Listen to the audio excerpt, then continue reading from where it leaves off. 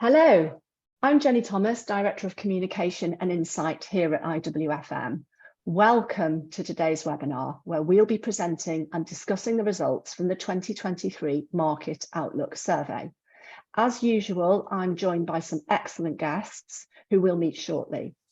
Now, followers of IWFM Research will know that this is our State of the Nation report, always hotly anticipated for its ability to provide a comprehensive picture of how the UK FM market has performed over the last year, how it may perform over the next 12 months, and all the positive and negative factors that you are wrestling with. This is certainly not one you want to miss. In total, we had 251 respondents for this survey, and they range from the very big. There were 45 respondents from organisations with 5,000 or more employees, and we have the very small micro businesses and everything in between. And together they provided a robust and well-rounded view of the entire market. Now, before we explore the findings, I want to give a special word of thanks to all of those who participated this year. The insights that we're about to share simply would not be possible without you, so thank you. And I'd encourage those that weren't able to participate this year to get on board with us next year. Now, today, I'd like to welcome our new Senior Research Manager, Stuart Rutherford, to the Navigating Turbulent Times platform. Stuart's going to talk us through some of the key findings from the research. Once Stuart set the scene for us, we'll get reactions and so what's from today's discussion panel, none other than Sophie Hooper, Head of Policy and Research here at the Institute, and Mark Whitaker, Chair of the Institute and General Manager and Consultant at Thompson FM Limited. Welcome, both of you. Now, Sophie will provide the FM policy perspective, and Mark, our practitioner, will provide an industry perspective. Then I'd like to open it up for discussion and Q&As and really explore some of the points that have come through. Those of you that have joined us in previous years will recognise a departure from what we've done with this survey in the past, both in the report itself and in today's webinar, where, as well as reporting what we find, we're focusing a lot more this year on the so what's. We want to help you to figure out what this means to you and what you should do about it. And as usual, we'd love your questions throughout the session. So please do post any that you have whenever they occur to you, please in the Q&A box from now on, rather than the chat function where we can all see them easily. If you want to remain anonymous, don't forget to type anon before your question. Otherwise, please go for it. Welcome, everybody. And Stuart, can I please start with you? Take it away. Great. Many thanks, Jenny, and hi, everyone. It's great to be joining you for the first time. I am the newbie here, and one of the first things I had a look at when I joined the Institute were the results from the survey, and I must say I was fascinated by them. So it's great to be sharing them with you today. In terms of what we'll be covering, we'll start by looking backwards at how the FM sector did in 2022 and compare that with previous years. Then we'll look forward at what the FM leaders think is in store for this year, both for themselves, their companies, and the sector. Then we'll dig into the many forces, both positive and negative, that are at work in the marketplace and obviously behind the performance that we've seen and will see. One of those forces has been COVID, and we'll spend a bit of time on that and talk a little about how we're seeing that is evolving from the research. Before finally taking a look at EDI and seeing how the importance of that is changing given the current market conditions. All the way through, I'll try to highlight the key points that come through from the research. But before I hand back to Jenny and the panelists, I'll also summarize the main ones for you again. So as background, the results come, as Jenny said, from our big annual survey of the FM market that took place between January and February this year. So we're just two months out of field with this, so the results are really nice and fresh. 251 respondents, which is a lovely, robust number. And importantly, a very similar composition of respondents, and that allows us to directly compare one year against the other. Again, as Jenny said, we had all types of organizations. The majority were client side, about both private and public. and additionally 1/5 were from the service side, so a well-rounded view. And we also had great representation from the many different sizes of organizations, from those 45 really big organizations down to the very small and everything in between. Importantly, when you do look at the results in a moment, bear in mind that we specifically asked those on the client side to answer performance questions about the FM section of the business only, not the entire business. So we aren't profiling the entire economy here. We are very specifically looking at the FM sector performance. Let's start by looking at how the FM market did in the last 12 months, so in 2022. And in all of the slides that you're going to see here, what I've done is pulled out the key insights right at the top of the slide. And then immediately below in yellow, I've identified the specific survey question that we're drawing on. In this case, it's what has happened to each of the following within your organization over the last 12 months. And you can see we asked about 7 different areas: turnover, budget, headcount, employment, capital investments, M&A, and reserves. And to make it really simple, what we've done this year is to simplify the color coding. So green shows increases, gray shows no change, and red shows decreases. And then we've used darker reds and darker greens to indicate significant changes. And what we see here across all 7 areas is a broadly positive performance in 2022, more green than red. And that was particularly true of turnover, so top row on the left, but also budgets, headcount, employment, capital investment. The picture was more muted in specifically in M&A and reserves. So if you look at the bottom right-hand side, you'll see that there's less green, more gray, meaning no change. But the results do, of course, need to be seen in the context of inflation, which effectively raises the bar for inflation-adjusted or real growth. In other words, the money-based measures that you look at here, like turnover, budget, capital investments, that showed no change or even a small increase, were effectively going backwards in real terms. What perhaps is more interesting here is how the picture in 2022 for those measures compared with the results in 2021. Again, for the same question. And here we've shown the percentage of companies reporting any kind of increases in both of those respective years, with the dark green showing last year's performance and the light green showing 2021. And if you run your eye up and down the bar charts there, in almost every case, you are seeing a slowdown in the increases reported in 2022 compared with 2021.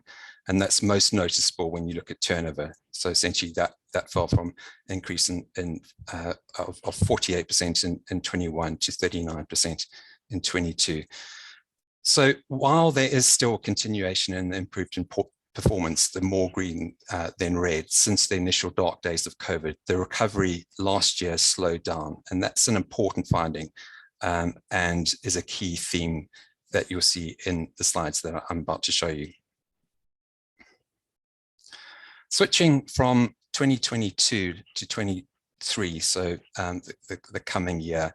And this is the results of the following question: what will happen to each of the following within your organization in the next 12 months? And you can see that we covered a number of the same measures as the slides that we just looked at.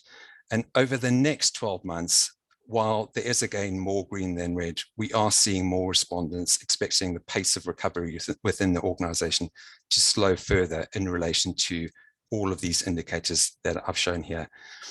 It's also quite noteworthy to look at the picture when it comes to reserves, so bottom right, where there's a little higher percentage expecting to see decreases here rather than increases, again pointing to challenges.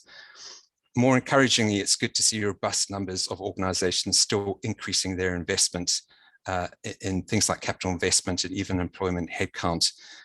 That's important. That lays the foundation for growth and is a real feather in the cap for the sector. The next question widens the scope away from individual respondent organizations to the FM market more generally. And here the question is, over the next 12 months, what do you think will happen to the FM market in the UK? And again, we've compared 22 to 23 so that you can see it. And we see similar expectations for the market more generally that we've seen at an organizational level, with the percentage expecting to see improvements falling this year and the percentage expecting things to worsen increasing. So there's creeping pessimism across the board. Now, obviously, there's starkly different views that are represented here, and obviously different thinking behind those views. And just in the paragraph, the two paragraphs to the right, we've tried to summarize some of the viewpoints that influence both the optimistic and the pessimistic point of view. And you can see there the optimist point to the return to the workplace, the growing strategic importance, the new legislation, the energy efficiency and sustainability. So some of the positive notes, sorry. While the pessimists point to things like budget cut, the continuing challenges around skills, the increasing costs of workspaces, the downsizing of property portfolios. So very different catalysts, very different viewpoints in both of those positions. This next sorry. The results of the last question did differ again by types of organization, and here we've broken out the different types of organizations into client-side private sector, client-side public sector, and FM service providers. And out of those three, the least optimistic was client-side organizations from the public sector. A little more optimistic were the client-side organizations from the private sector, so the far left, and the most optimistic were FM service providers. And when it comes to the client-side public sector, that more pessimistic view clearly speaks to the current strain on public sector finances, with an expectation that will continue into 2023. But the viewpoint does differ quite markedly by organizational type.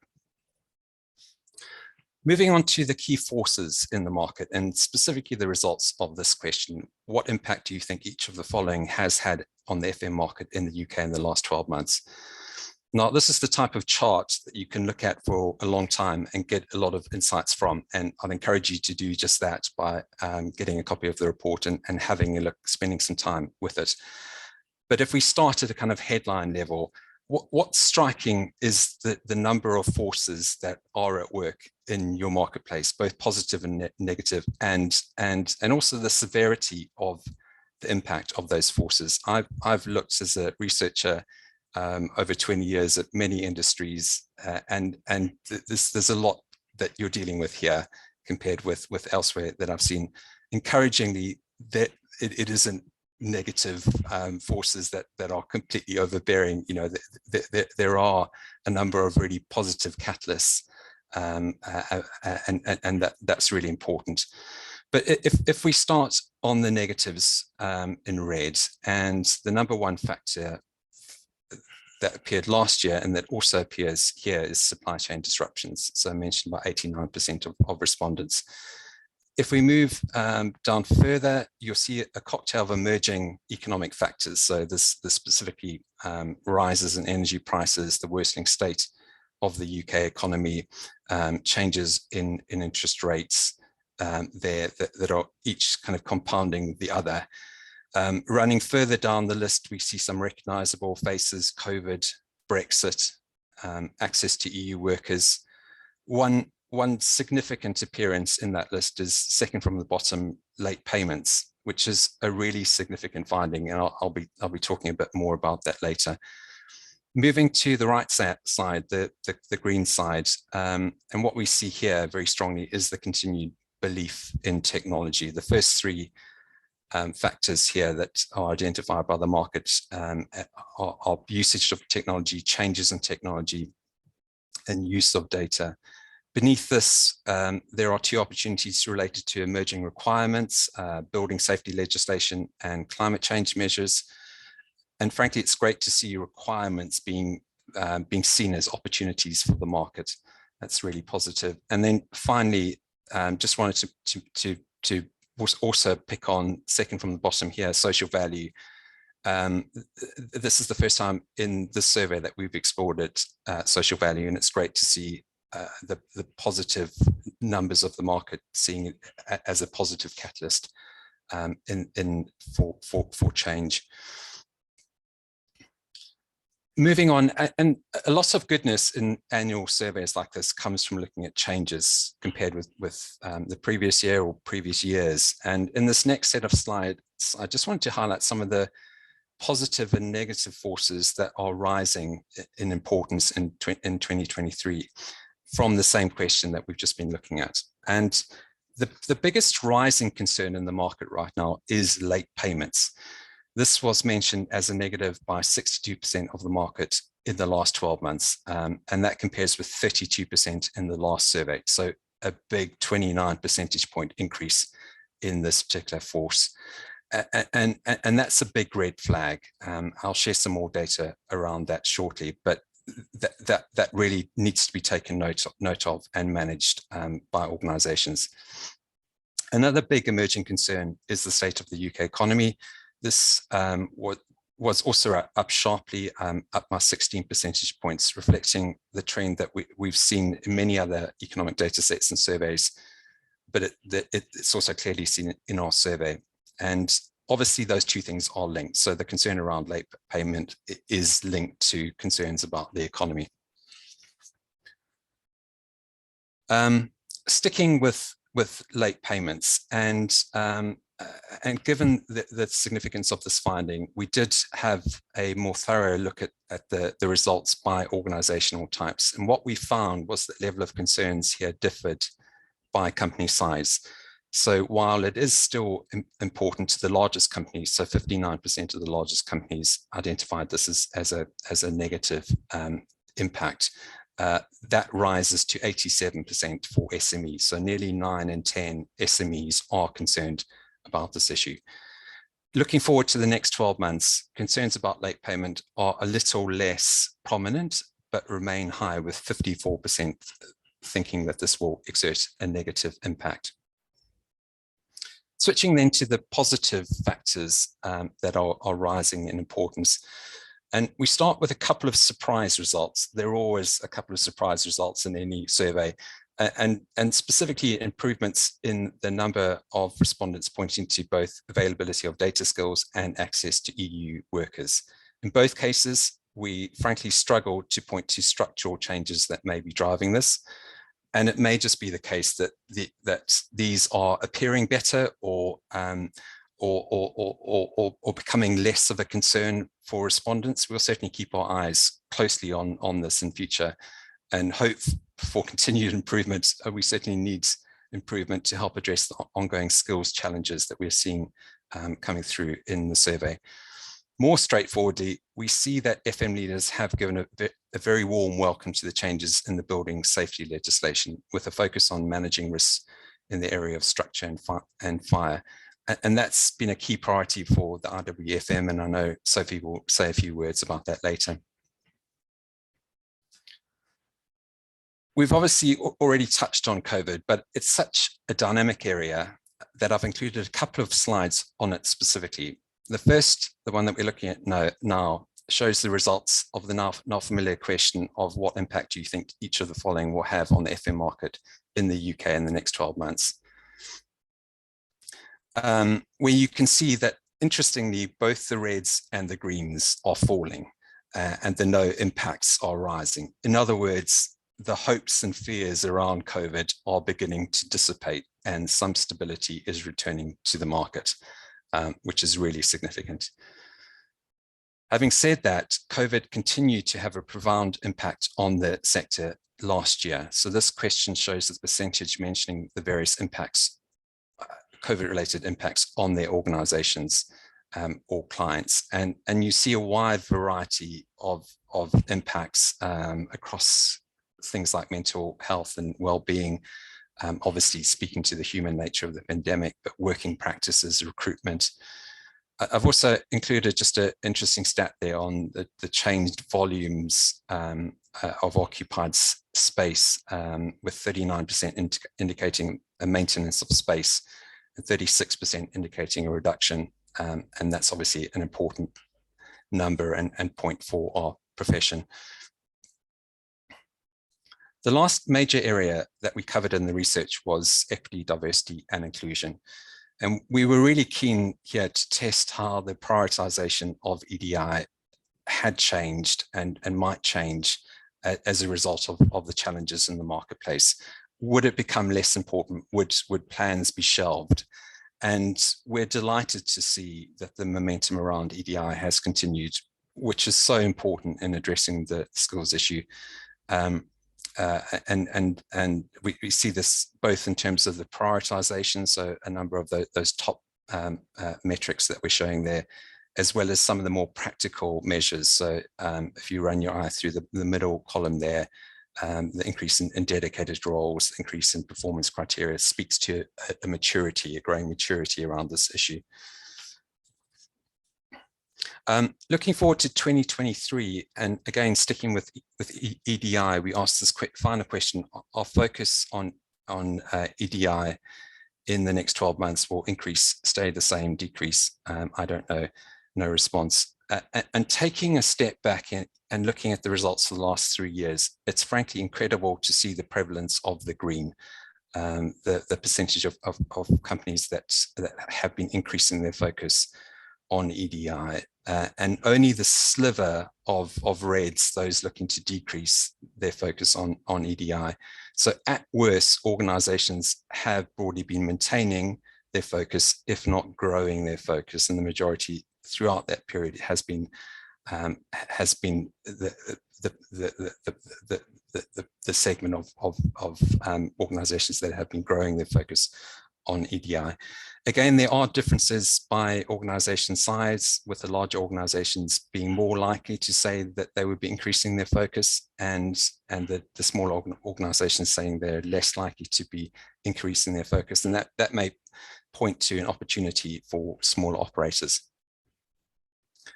So very lastly then, I hope you found those insights fascinating, and I'll share my enthusiasm for them. Just to help you lock in some of the key insights and some of the key trends from this year's survey, quickly running through the headlines. So the post-COVID recovery is losing pace. There's sadly more stairs to climb, and on the front of the report, you will see a photo of more stairs. Optimism is down and economic dangers are up, with specific concerns around late payment. As I said, the sector is still wrestling with a lot of positives and negatives. There's a lot of flux for leaders to grapple with and grasp, I suppose, from an opportunistic point of view. The skills shortage, although I haven't focused too much on it today, remains a major challenge for companies. That's a common theme over many years. Encouragingly, building legislation and sustainability are important positive catalysts for the market, and FMs continues to press ahead with the EDI agenda despite these challenges. The momentum there continues. And I think that's all from me, Jenny, so back to you. Thank you so much, Stuart. That was a real depth take on this really key piece of research. So lots to get through. I was busy making notes myself as you were talking there. What I'd really like to do now is actually to ask our esteemed panel, Sophie and Mark, perhaps in turn to share their immediate reactions to these findings, and perhaps talk a little bit about what they mean from their respective perspectives. Sophie, our policy IWFM representative, and Mark, in the market, in a business, and seeing these changes. Sophie, can I just turn to you to get your top takes on this? Yes, thank you, Jenny. And I find it quite difficult to just give a top take, especially after Stuart's quite comprehensive analysis. I guess my key takeaway is that we're not really surprised about some of the challenges and opportunities, because they're kind of building on what was there in the previous years. But there were still quite a few standout results from the survey. I think one of the things that's really come to the fore post-lockdown is that whole uncertainty. I think that's the bit that really seems to be embedding. People don't really know with return to work if they're really going to open their workplaces, if hybrid is sticking around. And that is really different from last year. I think if we go back to last year, I think we very much would have anticipated some more structure to settle within that, and to really see much more of a uniform narrative around the return to work, whereas that really seems to be spread. And perhaps that's not a surprise because people deal with different lease lengths, etc. But in a way, people are very much stopping to predict what might happen in that whole return to work, and how hybrid, how that really is going to embed. I think for me, the really positives are those results around technology and the uptake of technology, and ongoing buy-in, sustainability, building safety, and also social value for the first time. Because what those areas really demonstrate for me is a transition more from an operational to a strategic input. And I think we already saw that very much last year, to really try, and where the sector can really capitalize on that strategic is really to drive forward on outcomes rather than inputs and the tactical solutions. So really giving that shift. And part of the reason why this is an opportunity, it's also a necessity, because one of the things that we saw is that the post-COVID boom and that role of FM is dampening slightly. So it almost looks as FM might actually retreat back to the operational scene if we don't really capitalize on those opportunities in areas like sustainability and technology, and really cement that opportunity for leading there. EDI, really pleased to see that for a third year in a row that we're measuring that. And it's really not just a trend, it is something that is becoming quite essential and existential as well, for the profile of the profession. And then I guess my last comment, which would really be a little bit more on the negative side, is that whole slowdown and downturn really crystallizes in the late payments. And that is something that is always kind of has been at the back, because it's a low margin industry. But because it's that low margin industry, what dangerous territory are we venturing into, with not just small businesses but also large businesses worried about that, because that filters through. I think I'll keep it at that. Thanks very much, Sophie. That was a really pithy summary of your takes, and thank you very much for that. I'm going to come back to late payments because I've got a question, but I'd just like to get Mark's quick takes while I'm sure he's got them in his head ready to give us. And then I'm going to come back to a question that's come in on late payments, actually for Stuart. Mark, take it away, please. Thank you. Thank you, Jenny. Yeah, hi, everyone. Interesting, really interesting insight, actually. I suppose from a personal perspective, as being one of the respondents this year again to the survey, I was interested to see whether what my reflections in completing it were mirrored to what was coming out of the output. And I was doing it very much, as Jenny mentioned at the start, really from a role of it, rather than being involved in the institute, but as a general manager in SME consultancy business, as well as a consultant within the business, perceptions of the market. And I think the interesting thing for me is probably about timing of the survey respondents, but also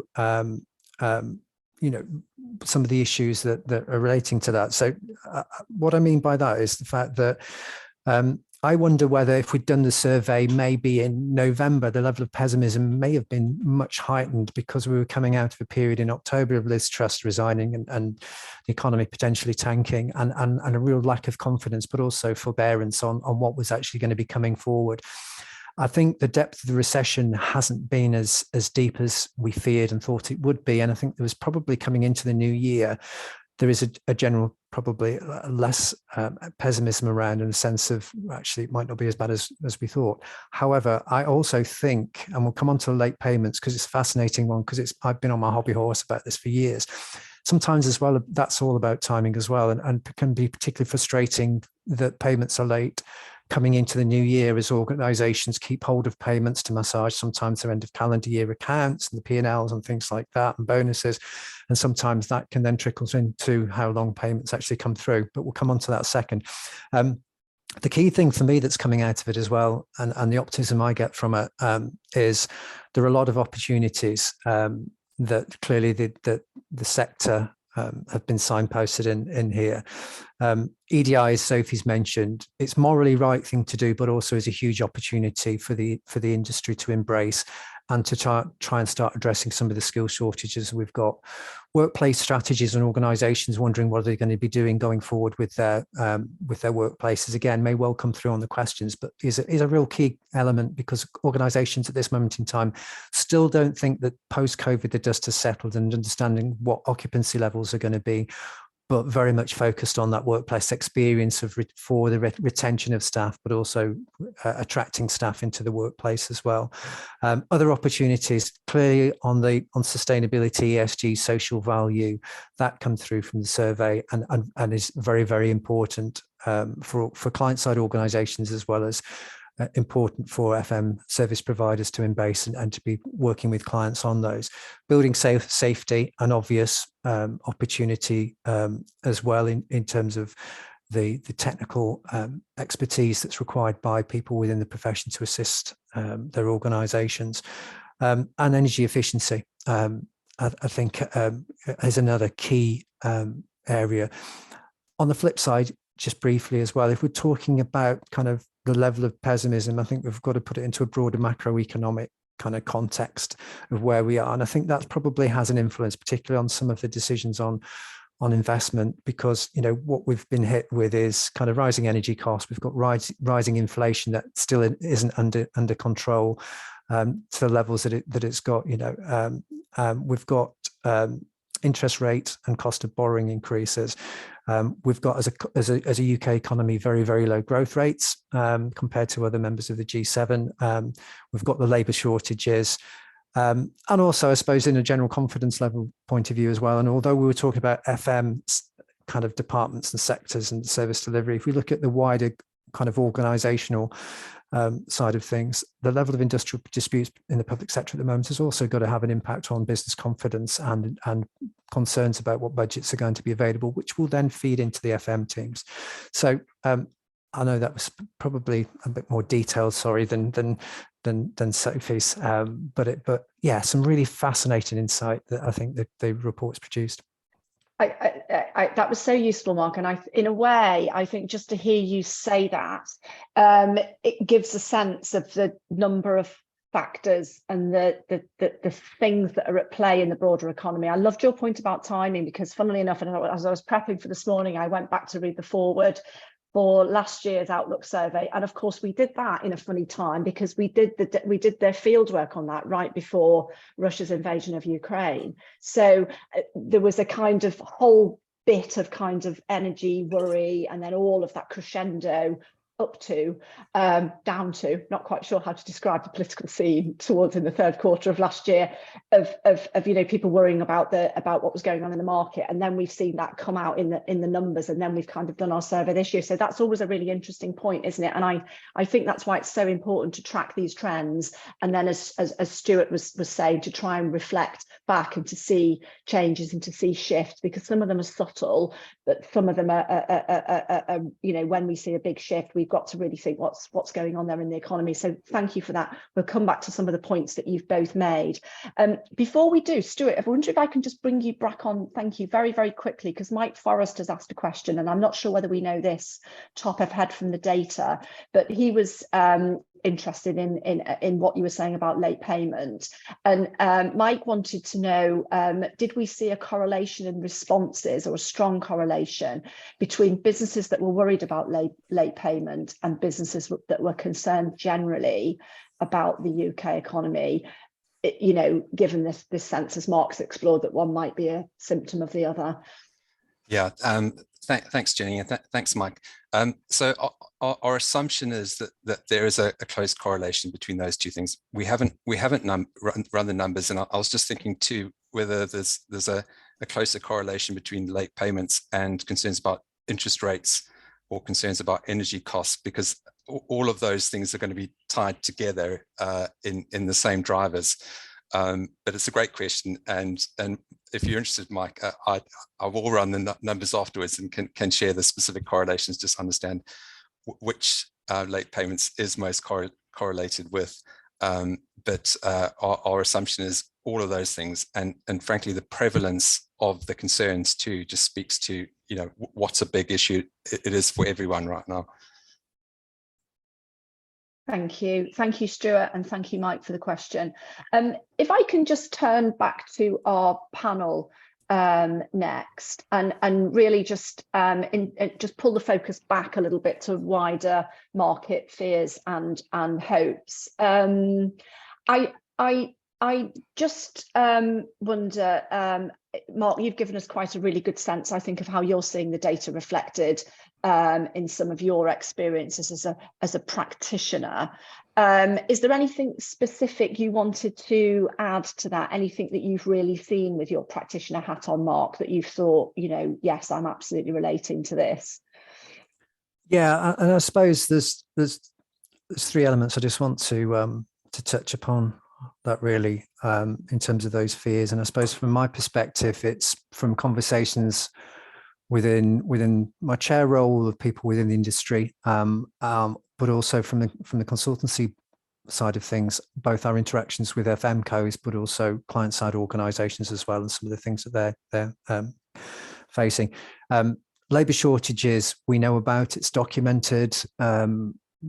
That, you know, we're not going to have a quick fix on those. Brexit isn't going to be cancelled. We're not going to suddenly get a lessening of government legislation allowing more overseas workers to come and deal with some of the issues that we've got, and it's a big issue. I think, you know, we talk about the skills shortage and the war on talent. We've heard the phrases for such a long time now, but it's still a major concern for organisations of being able to attract people to their organisation to work, and also to have some level of fluidity in the labour market. And I think that's still a fear for a large number of organisations, really, of being able to recruit and retain staff. I think generally in terms of the marketplace for large organisations, I think particularly when we're looking at some of these macroeconomic impacts, there's a real key focus on the value for money. And we may come on to kind of contract duration talks as well. If you're an FM company at this moment in time, how do you fix a cost for 2 to 3 years? Because we don't know what the level of inflation is going to be in 12 months' time. We don't know what it's going to be in 18 months, 24 months' time.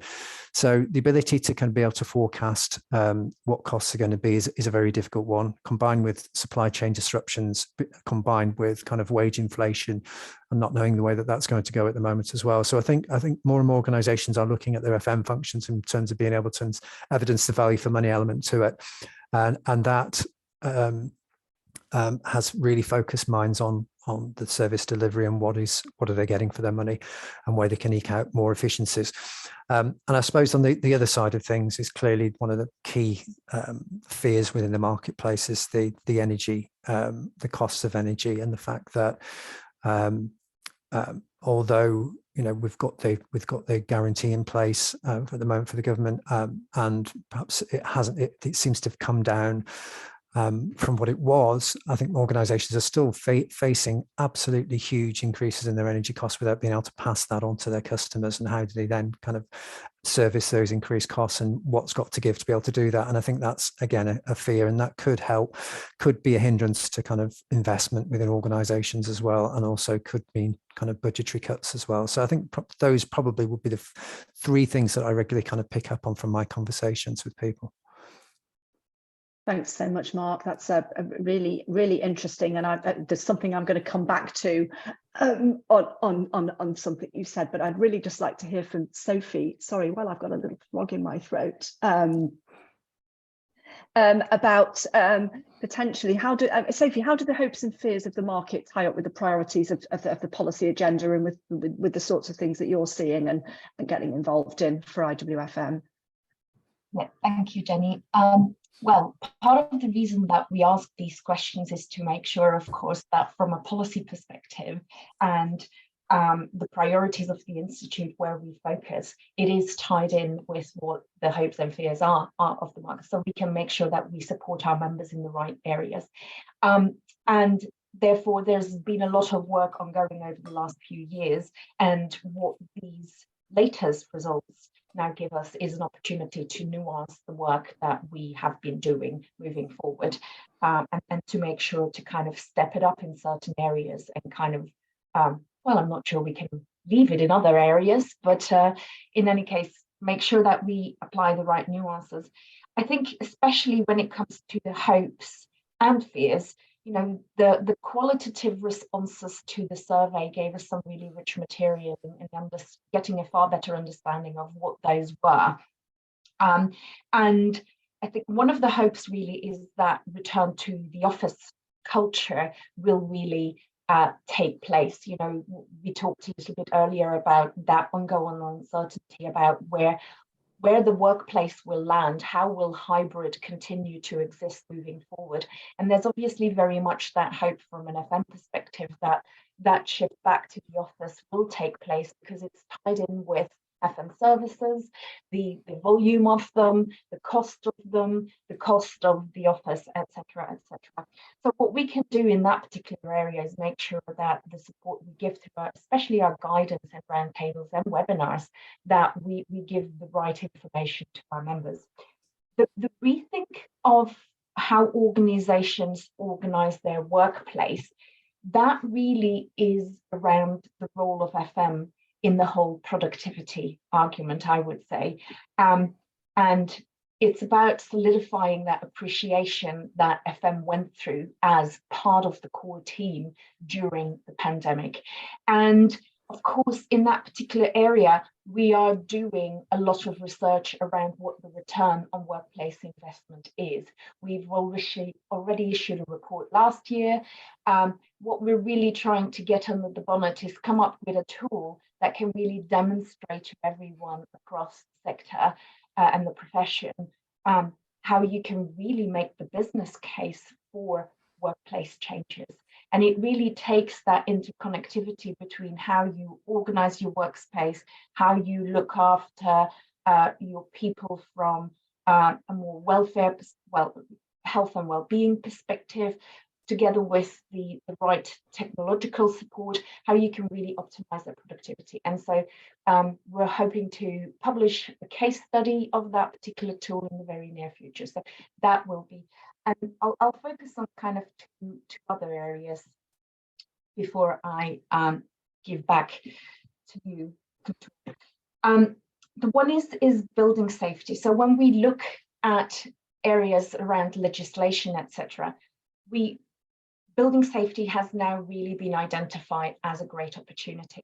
And what we're doing there is really make sure that we've been supporting our members from a competence perspective, and we will continue to do that.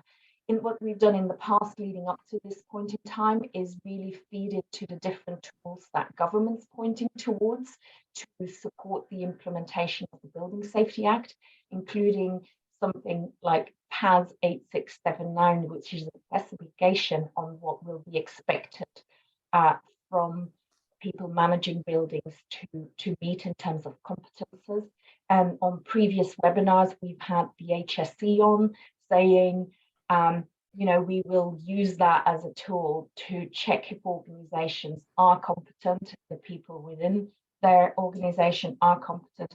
So I think that is really a policy area where we will continue to support our members, because there are elements, not just from a competence perspective, there's a real opportunity for FM to attract new markets in that particular area, especially because of the technology aspect. One of the elements that our members have indicated for quite some time is that they need to have the right information to make good building management decisions on. And that principle has now been embedded in the legislation.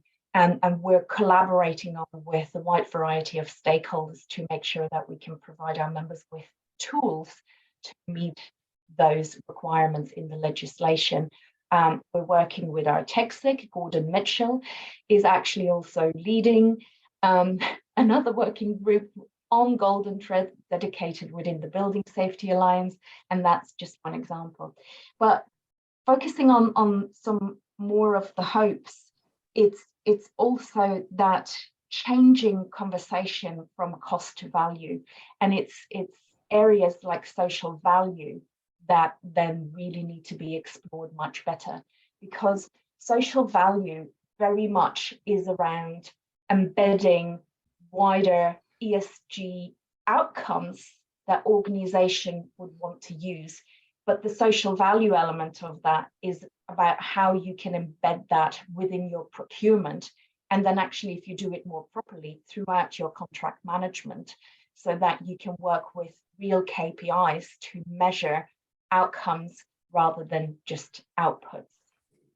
And there are many more points I can make about fears, how we kind of tackle those particular elements like late payment and EDI to really drive forward that plurality of thought that the industry really needs moving forward. But I'm sure they will come up in wider discussions.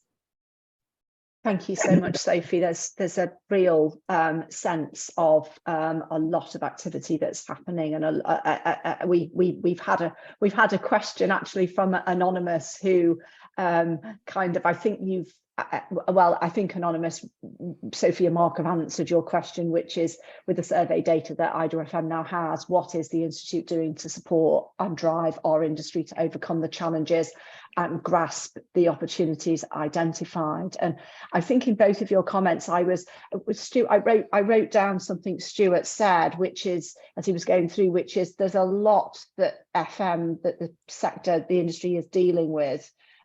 Negative forces are not overbearing, but I think I'd just like to come back to one or two concerns in this.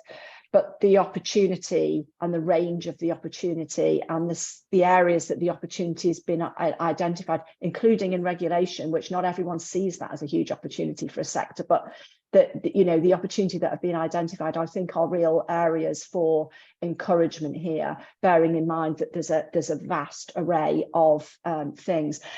Something you said, Mark, about value, and we've had a question on this I'd just like to return to briefly. You were talking about organisations really trying to work out, how they can determine value, how they can fix prices further forward, and how they can manage things.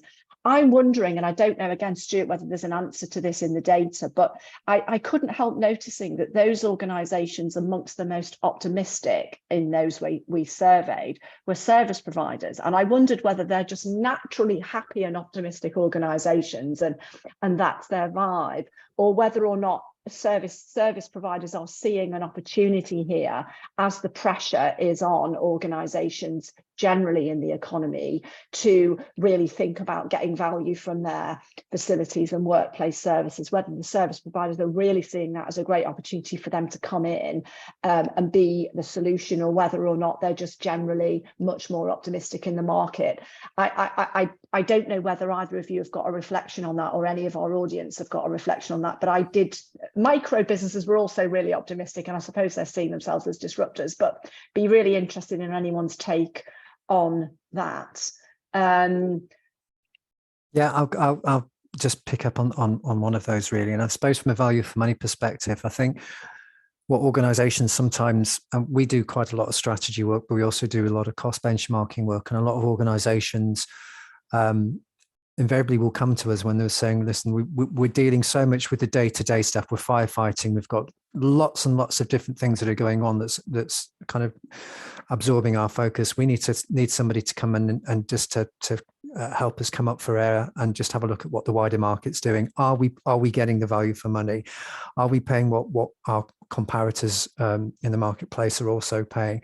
So we increasingly, one of our trends anyways, is we're getting a lot more involved in benchmarking, and that's not just, historically we do a lot of that work in the PFI arena, but it's not now. It's the wider marketplace where organizations want a high level cost analysis doing and finding out where there's potential cost leakages. So I think generally that is the case. I think if you're looking at the kind of service provider optimism, the one point I would make on that one is that invariably a lot of the contracts are on a fixed price basis, and they're probably happy with the current arrangements. I think that level of optimism may come in, and this could again be timing, that as soon as budgets for 2023 come in and 2024 budgets are being discussed, then that potentially could have a knock-on effect on some of those capital replacement projects and other minor project works that they would be able to get involved in generally, and that could then reduce the level of turnover and opportunity within some of those contracts. So I think it's more client side that they're looking at the value for money perspective. You would hope that a lot of service providers are being proactive in going forward to clients about kind of cost saving initiatives and what they could do on return on investment on some of, particularly on the energy side of things. But I wouldn't like to generalize about all, lots of service providers doing that. There will be some doing that. There'll be others that will just be sitting tight and be happy making the margins they are at the moment, really.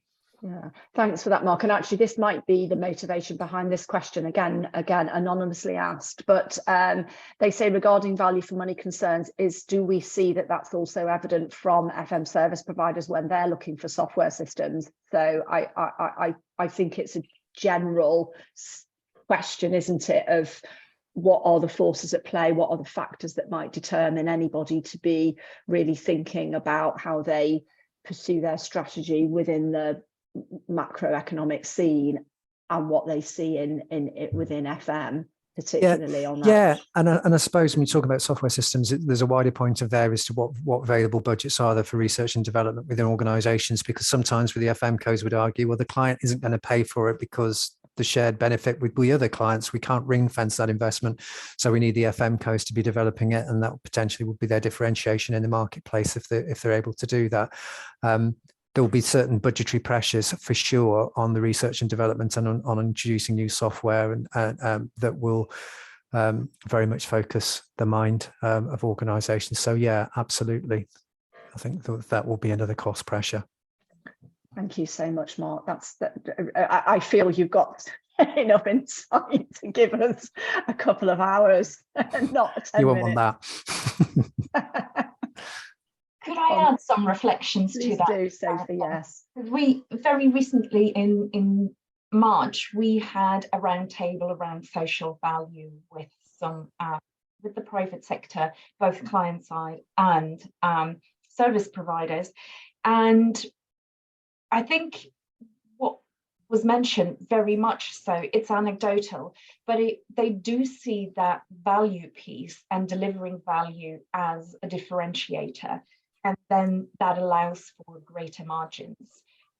You obviously need to have a particular asset and strategy as a service provider, but there were definitely those following that particular strategy that they were really looking for that additional value, because that would then be the differentiator that would allow them to ask for those greater margins.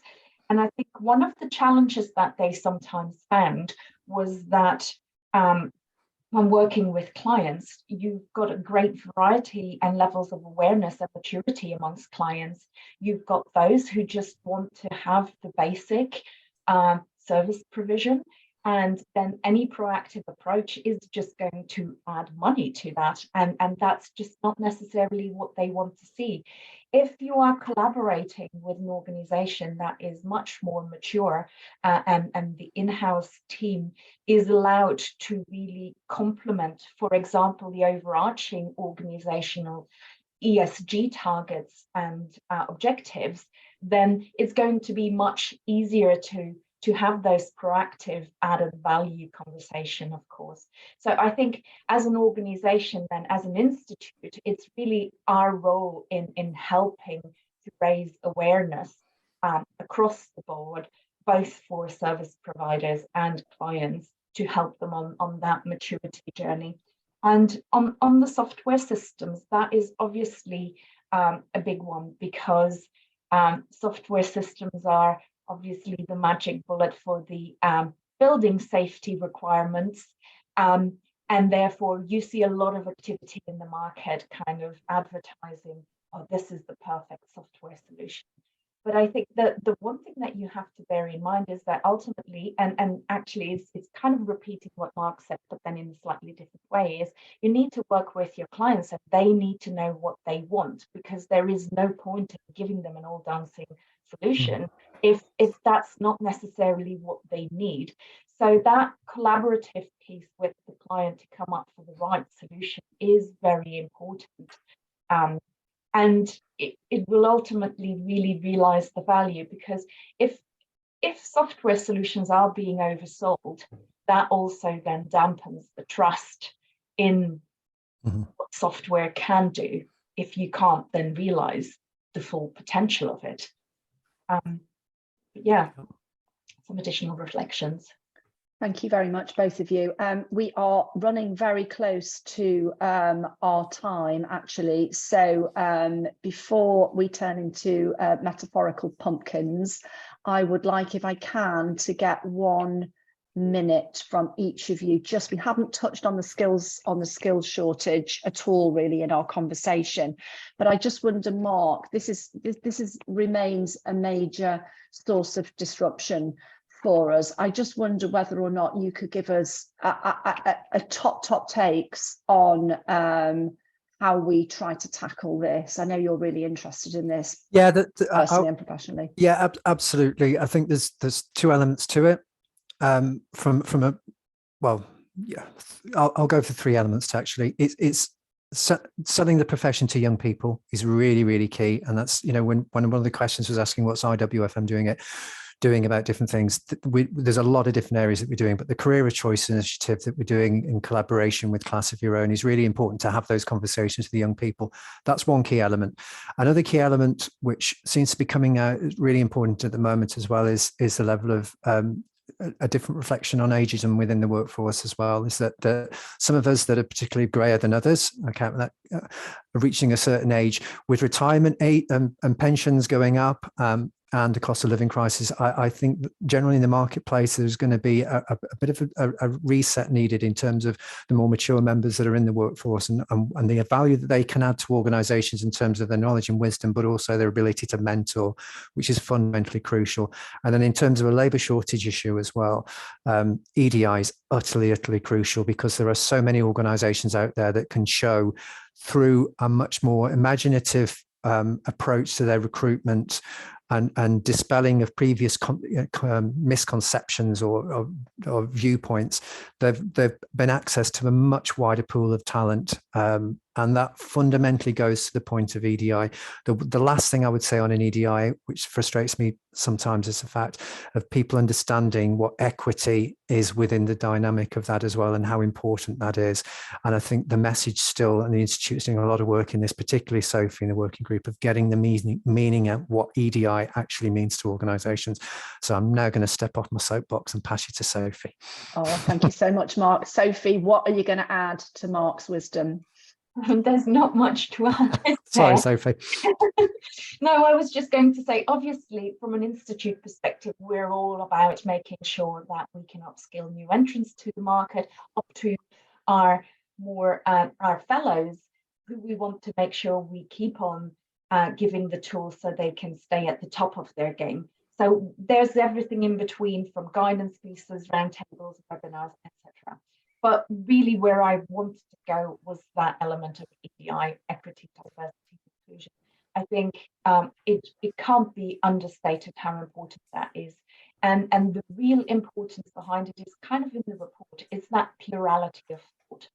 And we need to innovate as a profession, and we need to keep on adapting. The speed of change at the moment with technological explorations, etc., is enormous. So that adaptability piece and innovation piece needs to be really embedded within an organization. And you can really only do that when you allow for plurality of thought. So you need to have people with different experiences, different outlooks in life, etc., within it. And also from a profile perspective, FM, our membership profile, it is very distinct, and the majority of our members are still male. The majority of our members are above age category, are falling within an age range, and therefore it is really important for us to have that new entry into the market to create that plurality of thought. And for that, we need to be welcoming to people from different backgrounds, different experiences. And that's what a lot of the work that we're doing at the moment is about, to try and raise those different perspectives, different experiences, so that people feel very much welcome, and it becomes a career of choice to land on one of Mark's favourites rather than career by accident. Mm-hmm. Thank you so much. That's a really positive and encouraging message to end on. And I know, Sophie, that if anybody wants to find out about the work that you've been sharing at the Institute on EDI, they can do that on our website and find out about the work of the group that is ongoing.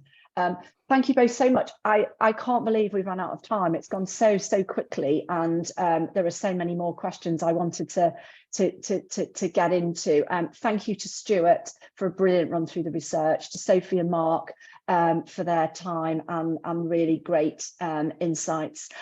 To our listeners, a recording will be available for anybody who wants to listen again or share with a friend, and for anybody who's engaged with questions. We hope we've answered them. Thank you for enriching our session with your thoughtful questions. You've had a really good taste of the insights and commentary already, but the report itself offers the best view of the underlying data that we've ever had. So we've got new insights in the report as well this year. We've added recommendations for action. What are we going to do about stuff? What do we think? And we've also provided a really brilliant list. I love this edition this time, of associated reading material that ties into the themes, largely produced by the Institute in the shape of thought pieces, guidance. Have a look at that. It's a really nice new section. For those members wanting a copy of the report, download it from the website. That's free to you. And if you're not a member but want to know more, please get in touch if you'd like to purchase a copy of the full report or to access membership options if that's appropriate for you. And I'd very much like to encourage everybody to have a look at the report this year and to think about how to make an even better research piece next year for our programme. It's great value. If you like what we've done, please tell us what you liked and why. If you'd like to see us do something else, please tell us what in the feedback. Before I go, a couple of super quick notices. Our community groups forums are alive and well, and they are member-only discussion channels to connect in with the IWFM community based on regional slices, special interest slices, subject matter slices. So do go, members, and have a look at those, please.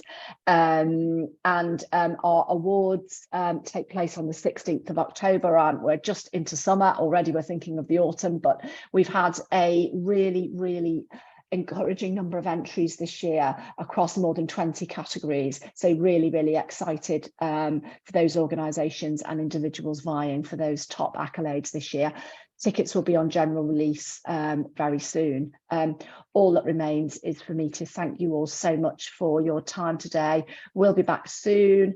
In the meantime, we've got a bank holiday coming up. Delve into our back catalogue. I think we've got nearly 90 episodes on record on a myriad of subjects.